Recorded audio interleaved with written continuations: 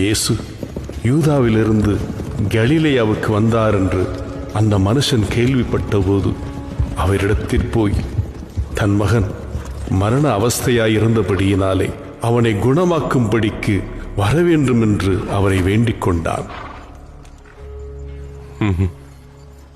நீங்கள் அடையாளங்களையும் அற்புதங்களையும் காணாவிட்டால் விசுவாசிக்க மாட்டீர்கள்.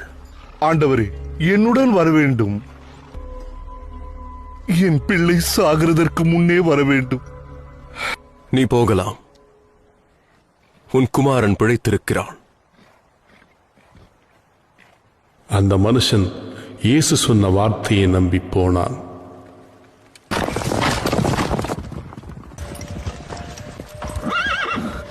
உம்முடைய குமாரன் பிழைத்திருக்கிறான். அப்பொழுது எந்த மணி நேரத்தில் அவனுக்கு குணம் உண்டாயிற்று என்று விசாரித்தார்.